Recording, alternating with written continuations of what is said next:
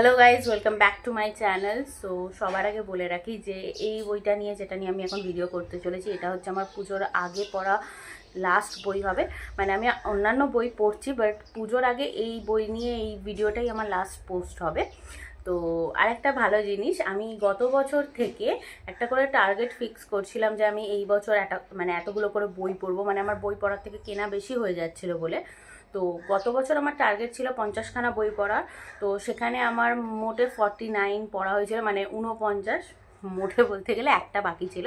তো যাই হোক, মনটা ঠিক কি বলবো, স্যাটিসফাই হয়নি, আমি আমার টার্গেট পূরণ করে উঠতে পারিনি বলে। তো এবছর আমার টার্গেট ছিল যে আমি 50খানা বই পড়বই।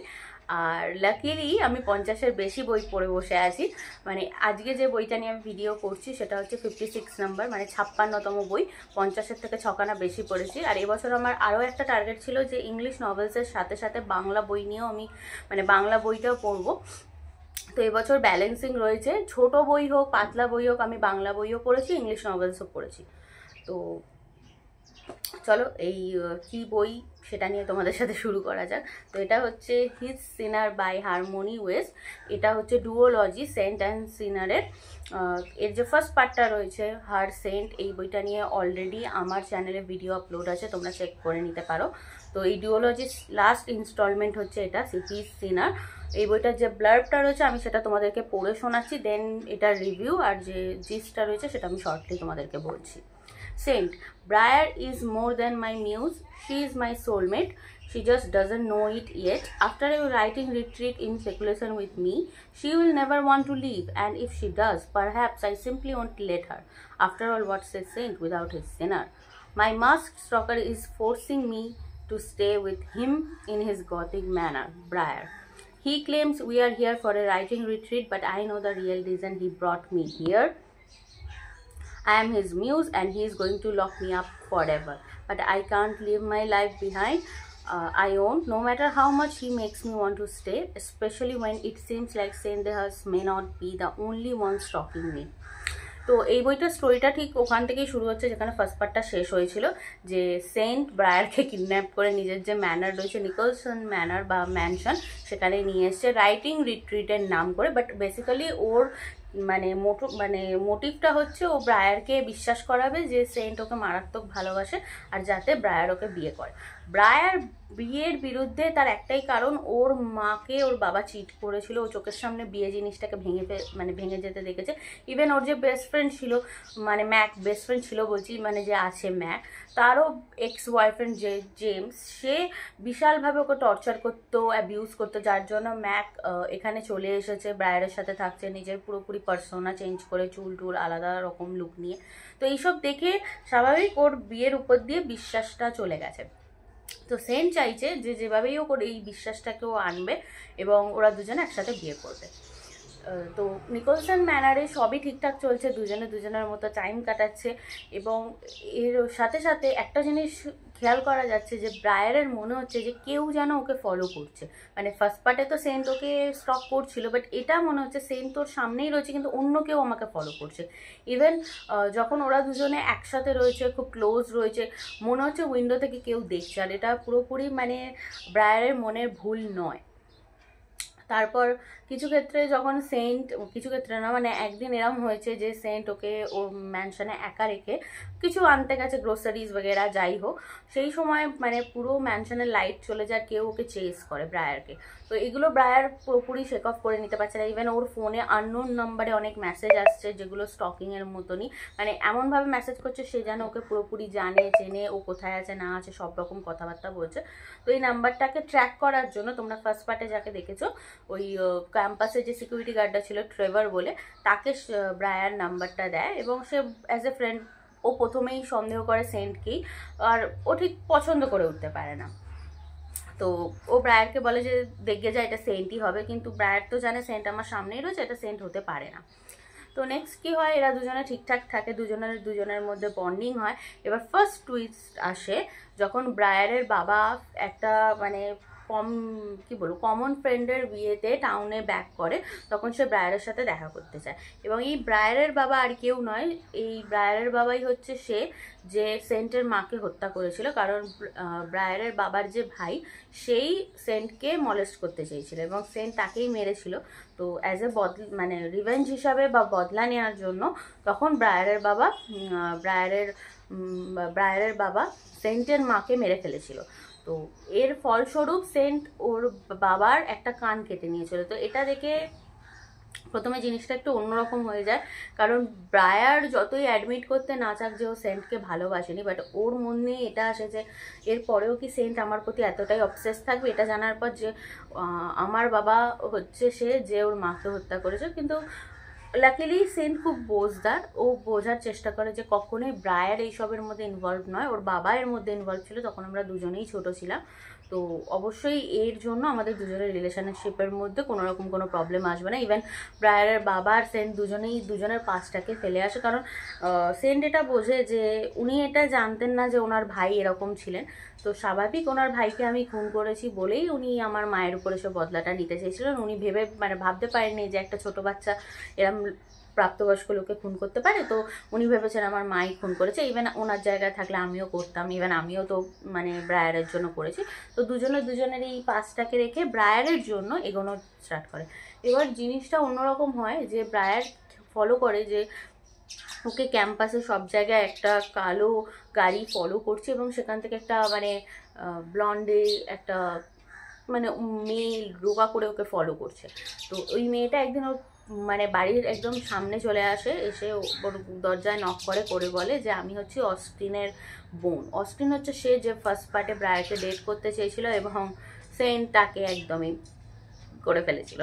তো প্রথম তো ব্রায়ারের মনে হয় যে মানে এই অস্টিনের যে বোন এপ্রিল, সেই আমাকে স্টক করছিল। তো এটা জানার পর ওকে বলে যে দেখ, তোর ভাইয়ের সাথে আমার সিরিয়াসলি কিছু ছিল না, আমরা একদিন ডেট করেছি, তারপরে এরকম হয়েছে, আমি কি করে বলতে পারি। যেটা পার্শিয়ালি সত্যি, ও জানে মানে অস্টিনকে কে খুন করেছে, বাট ও তো ইনভলভ নয়। তো এটাই ও বলে। যাই হোক, এবার এটা জানানোর জন্য ও ট্রেভারকে কল করে এবং ট্রেভার তখনও বিশ্বাস করতে চায় না। ওকে বলে যে তুমি তোমার চোখ কান খোলা রাখবে। এবার সেন্ট আর ব্রায়ারের মধ্যে রিলেশনশিপটা আরও গভীর হয় এবং ব্রায়ার কিছুটা নিজের গার্ডস ডাউন করে ওকে অ্যাডমিট মানে আই লাভ ইউ তো বলে না, বাট এটা অ্যাডমিট করা যে ওরা রিলেশনশিপে রয়েছে। তো এটার পর কি হয় যে সেন্ট এটা ফলো করে যে ওর নামে মানে ওর নাম্বারে একটা কল আসছে, টেক্সট আসছে। ইভেন ব্রায়ারও সেন্টকে বলেছে। তো সেন্ট নিজের মতো করে ইনভেস্টিগেশন করা স্টার্ট করে এবং এপ্রিলের কথা যখন ও জানতে পারে, এপ্রিলকে ফলো করে এবং এপ্রিলকে জিজ্ঞেস করে তুমি ওর অ্যাড্রেসটা কোড দিয়ে পেয়েছো। তখন এপ্রিল প্রথমে বলতে চায় না, বাট অনেক বুদ্ধি করে সেন্ট ওর পেট থেকে কথাটা বের করে যে এপ্রিল ট্রেভারের কাছ থেকে এই নাম্বারটা পেয়েছে। তো আমি এই টুইস্টটা না ফার্স্ট থেকেই বইটা পড়ছিলাম যখন আমার মাথায় এসছে, কারণ ট্রেভার ওর প্রতি একটা আলাদাই বেশি মানে বলে না মাসির থেকে মায়ের থেকে মাসির দরদ বেশি, ওই রকম একটা ফিল দিচ্ছিল। তো আমি প্রথম থেকে এই টুইস্টটা খেয়াল করেছিলাম যে এটা ট্রেভারই হবে। তো যাই হোক, ট্রেভার হচ্ছে সে যে ব্রায়ারকে স্টক করছে এরকম। কিন্তু অন্যদিকে কি হয় যে ব্রায়ারের মোবাইলে একটা আননোন নাম্বারে মেসেজ আসে, এটা ভিডিও, যার মধ্যে সেন্ট একটা মাস্ক পরে সমস্ত বুক সাইনিংয়ে যেত। তো সেন্টের ওটাই পরিচয় ছিল। সেই মাস্ক পরে এপ্রিলের সাথে ইন্টিমেট মুহূর্তের একটা ভিডিও ব্রায়ারের ফোনে আসে। তো ব্রায়ার প্রথমে এটাই ভেবে বসে যে সেন্ট ওকে চিট করেছে, ঠিক সেমভাবেই ওর মনটা ভেঙেছে। ও কোনো কথাই সেন্টের শুনতে চায় না। ইভেন সেন্ট ওকে অনেকবার বলারও চেষ্টা করে, বাট সেন্টের কথা কোনোভাবেই শোনে না। আর মানে এখানে দুজনের মধ্যে একটু মিসআন্ডারস্ট্যান্ডিং তৈরি হয়। বাট ম্যাক যে মানে ব্রায়ারের বন্ধু, সে ওকে বোঝানোর চেষ্টা করে যে দেখ, ও এরকম হবে না, তাহলে এত লেন্থে যাবে না। এবার যাই হোক, মনে অবিশ্বাস জন্ম নিচ্ছে। এবার এর মধ্যে কি হয় যে ট্রেভার এসে একদম ওপেনলি ব্রায়ারকে বলে যে তোমার সাথে ওর সম্পর্ক কেটে গেছে, চলো আমরা দুজনে ডেট করি, আমরা দুজনে কফি ডেটে যাই। তখন ব্রায়ার বোঝে যে সেন্টের কথাটাই ঠিক, এ সিরিয়াসলি চান্স খুঁজছিল আমার কতক্ষণে ব্রেকআপ হবে আর এ ওই জায়গাটা ফিল করবে। তাও না বলে। কিন্তু তারপরে একদিন এপ্রিল অ্যাপ্রোচ করে ব্রায়ারকে সবটা বলে যে ওই ভিডিওতে তুমি যাকে দেখেছো আমার সাথে, সেটা তোমার বয়ফ্রেন্ড না, ওটা ট্রেভার। এবং এখানে আরেকটা প্লট টুইস্ট আছে যেটা আমিও খেয়াল করিনি। ম্যাক বলে যে এই ট্রেভার আর কেউ না, ওর এক্স বয়ফ্রেন্ড জেমস। মানে ট্রেভারের ফুল নেমটা ট্রেভার জেমস সামথিং। তো এইটা একটু আমার অড লাগলো যে ওর যে মানে দুজনে এত ভালো বান্ধবী, আর ম্যাক কোনোদিনও মানে জেমসের ছবি ব্রায়ারকে দেখায়নি, তাহলে দেখালে তো অবশ্যই চিনে ফেলতে পারতো যে ট্রেভারই ওরে। তো এটা একটু মানে প্লটটা একটু ঠুনকো লাগলো এই টুইস্টটা। যাই হোক, তো ওরা দুজনে যখন জানতে পারে এবং এপ্রিল এটা বলে যে এপ্রিলকে ওই ট্রেভার বলেছে যে আমি সব কিছু করার পরেও ব্রায়ার আমায় রিজেক্ট করেছে, তো আমি যাচ্ছি ওর বয়ফ্রেন্ডকে ঠিকানা লাগাতে। এবার এই যখন সেন্ট ট্রেভারের বিষয়ে ইনভেস্টিগেশন করছিল তখন ও এটা জানতে পেরেছিল যে ওর ল্যাপটপে একটা মানে আলাদা ফোল্ডার রয়েছে যেখানে ব্রায়ার বা ম্যাকের মতো দেখতে সেম টাইপের মেয়ের অনেকগুলো ছবি আছে, মানে সেম হেয়ার হবে, রেড কালার, সেম চোখের কালার হবে। তো মেবি এ সিরিয়াল কিলার টাইপের আছে যে একটা প্যাটার্ন খোঁজে। ইভেন ওর একটা আলাদাই একটা মেয়ের সাথে সম্পর্ক ছিল, সেই মেয়েটাকেই এ সবার মধ্যে খুঁজে বেড়াচ্ছে। আর যখন ম্যাক নিজের চুলটার কালার পাল্টে ফেলে, পাল্টে ফেলে, তখন ওর যে ফোকাসটা সেটা শিফট হয়ে ব্রায়ারের দিকে যায়। ও ম্যাককেই খুঁজতে এখানে এসেছিল। তখন এবার ব্রায়ার আর ম্যাক ঠিক করে যে ওরা সেন্টকে বাঁচাতে নিকোলসন ম্যানারে যাবে, কিন্তু ততক্ষণে কি হয় যে এ ট্রেভার যে আছে সে জ্যান্ত কি বলবো জ্যান্ত কবর দিয়ে দিয়েছে সেন্টকে। কিন্তু এরপরে কি হয়, যখন ম্যাক আর ব্রায়ার আসে তখন ট্রেভার পুরোপুরি ম্যাককে দেখতে পেয়ে অন্যরকম বিহেভিং শুরু করে দেয়। ব্রায়ারকে তখন সে দেখেই না, ম্যাককে ফেরত পাওয়ার চেষ্টা করে এবং মানে কোনোভাবে ধাক্কাধুক্কিতে ব্রায়ারকে সে ফেলে দেয়। ব্রায়ার মাথায় চোট পায়, অজ্ঞান হয়ে যায়। এবং এটা খুব মানে একটা ইন্টারেস্টিং যে ওই কবর থেকে ও পুরোপুরি ড্রাগ মানে অ্যাকচুয়ালি সেন্ট ওটা প্রিটেন্ড করছিল, কারণ ওর কাছে কোনো অস্ত্র ছিল না আর একটা লোডেড গান ছিল ট্রেভারের কাছে। তো ও পুরোপুরি মানে একটা সুযোগের অপেক্ষায় ছিল, যার জন্য ও ওইভাবে কফিনের ভেতর থেকে নিজেকে রেস্কিউ করে ব্রায়ারকে বাঁচানোর জন্য। এবং যখন ওরা যায় দেখে ম্যাককে জোর করে ট্রেভার তার গাড়িতে তুলছে এবং অলরেডি ম্যাকের কাছে একটা লাইসেন্স রিভলভার ছিল, ওর এক্সের জন্যই এটা নিয়ে রেখেছিল অ্যাজ এ প্রোটেকশন, এবং এই গান দিয়ে ও ট্রেভারকে মেরে ফেলে। এবং পরে সেন্ট এই যে সমস্ত মার্ডারগুলো ও নিজে করেছে সেগুলোর ব্লেমিংগুলো ও ট্রেভারের উপরেই ফ্রেম করে দেয়।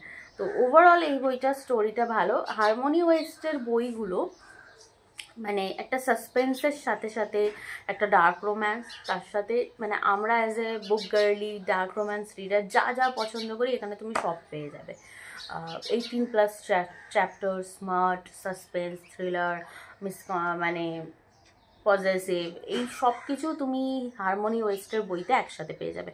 হ্যাঁ, আমি যেটা বললাম যে একটু প্লট হোল রয়েছে, বাট আমি তাও এই বইটাকে 5 স্টার দিয়েছি, কারণ সেন্ট নিকোলসনের যে ক্যারেক্টার না মানে সেটাকে এত ভালোভাবে রাইটার পোর্ট্রে করেছে। একটা ছেলে এতটা আন্ডারস্ট্যান্ডিং, স্টকার হওয়ার সাথে সাথেও তার ভালোবাসাটা, তার ডেডিকেশনটা এত গভীর যে পড়তে ব্যাপক লাগছিল।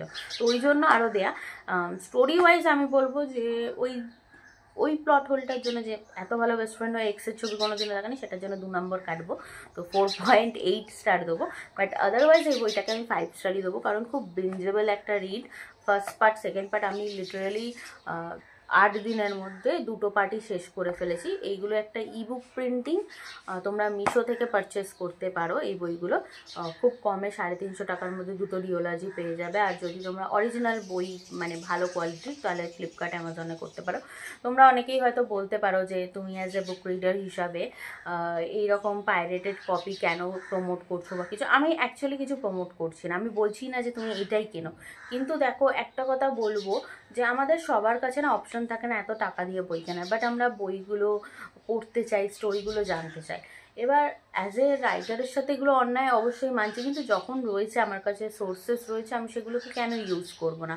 আমি সেই টাকা দিয়ে সেই স্টোরিটা পড়ছি, ইভেন এই লেখাগুলো অনেকের হাতের কাছে আসছে, তো সেই হিসাবে আমি এই বইগুলো পড়ছি। আমি কখনই তোমাদেরকে বলবো না যে তোমরা পাইরেটেড কপি পারচেস করো বা কিছু, বাট সিরিয়াসলি সবার পক্ষে সম্ভব না ইকোনমিক্যালি সব ধরনের বই পারচেস করা। ইভেন আমারও মানে ইনস্টাগ্রামে আমি প্রত্যেকটা রাইটারকে ফলো করি, তো তোমরাও ফলো করে দেখেছো, স্পেশাল এডিশন এই হ্যানা তেনা, তার আলাদা আলাদা প্রাইস আছে, সেগুলো আমরা অ্যাফোর্ড করতে পারবো না। তো সেই জন্যই এই বইগুলো কেনা। তোমরা চাইলে মিশো থেকে কিনতে পারো, তোমরা চাইলে ফ্লিপকার্ট, অ্যামাজনে অরিজিনাল কপি কিনতে পারো, সম্পূর্ণ তোমাদের ডিসিশন। তো যাই হোক, এই হলো এই বইটার রিভিউ। আর আমার সিরিয়াসলি হারমোনি ওয়েস্টের বইগুলো খুব ভালো লাগছে, খুব সিম্পল ডার্ক রোম্যান্স, মানে একসাথে প্লটও রয়েছে, শুধুই যে স্মার্টে ভর্তি, শুধুই যে মানে 18+ এরকম না, খুব সুন্দর প্লট রয়েছে। আর প্রত্যেকটা বইতে না মানে এই ব্যাপারটা রয়েছে যে তুমি বুঝতে পারছো কি হতে চলেছে, কি হতে চলেছে। ইভেন হয়তো তুমি সেটা দেখলেও ঠিক তারপরেই আরেকটা টুইস্ট। যেমন আমি প্রথম থেকে বুঝতে পারছিলাম যে ট্রেভারই শক করছে, কিন্তু আমি কখনো ভাবিনি যে ট্রেভার ম্যাকের এক্স বেরোবে।